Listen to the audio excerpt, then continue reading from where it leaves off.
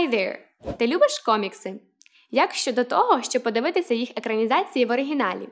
Питаю не просто так, а тому що сьогодні ми поговоримо про аудіювання. І для успішного складання цієї частини ЗНО тобі треба якомога більше практики. Тож у цьому відео дам декілька порад про те, як підготуватися до listening. Let's begin! Перша порада очевидна. Практикуйся сприймати мову на слух. This is the last time we'll be meeting. You don't listen, do you? Перетвори вивчення англійської на розвагу. Дивися фільми з субтитрами, підпишися на англомовних блогерів, слухай подкасти. Є безліч мобільних додатків, які можуть тобі допомогти з цим.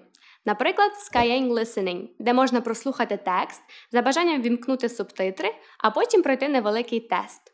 Там також є аудіокниги та подкасти. А ще можна дивитися TED Talks. На офіційному каналі до них завжди є субтитри. Маленька підказка. Спробуй спочатку прослухати матеріал без читання текстового супроводу. Якщо вмикати його паралельно, то ти надто зациклюєшся на читанні замість того, щоб звикати до звучання мови.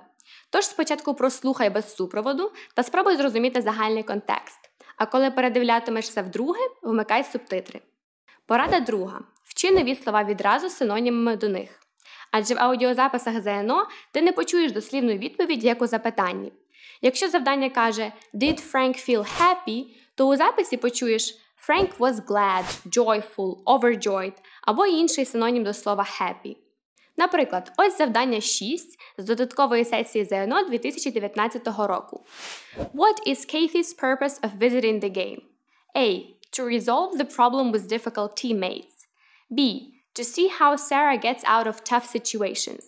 C. To choose players for the national team. Послухаймо. I'm glad to see you, Kathy. Thanks for inviting me to see your team, Brett. Who's your best player? That would be Sarah. No one comes close to her speed. She has good instincts and is good at getting out of difficult situations. She sounds promising. Anyone else I should be keeping an eye on? Molly is a good player too.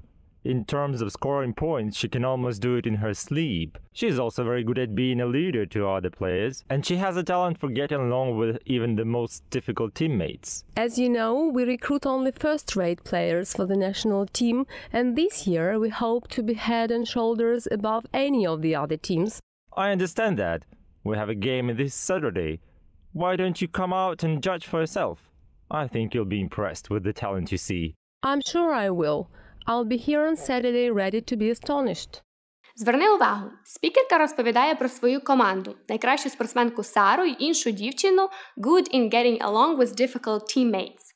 Такі співзвучні з відповідями фрази покликані заплутати тебе. Тож треба слухати уважніше. Правильна відповідь – C. Адже спікерка зазначила, що вона recruit only best players, тобто відбирає найкращих гравців. Recruit тут вжито як синонім до слова choose. Під час аудіювання відразу налаштовуй себе почути слова-синоніми. Тому візьми собі за правило. Кожного разу, коли шукаєш переклад нового слова, відразу переглядай і синоніми до нього. Будь-який онлайн-словник, навіть звичайний Google Translate, дає перелік синонімів до слова. Ти можеш знайти його нижче відразу після перекладу. Порада третя. Не панікуй, коли чуєш незнайоме слово.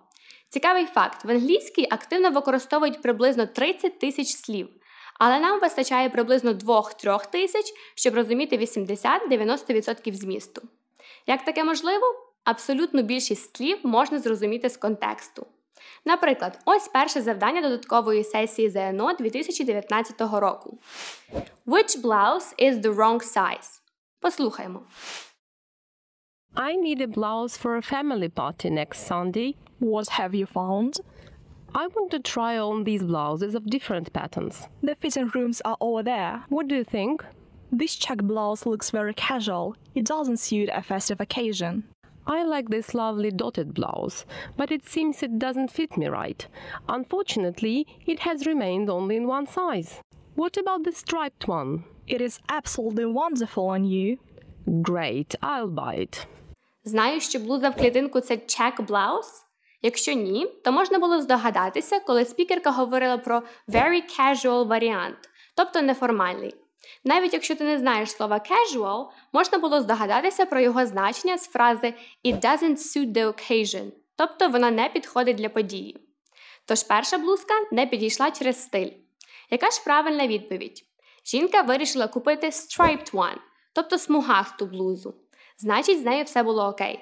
А от dotted blouse їй сподобалась, але лишилася тільки у small size.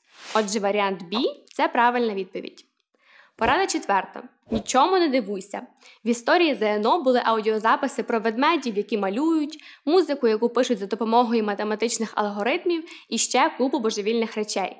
З такими текстами легко може здатися, що чуєш щось не те чи не розумієш контексту. Не переживай, нічого подібного.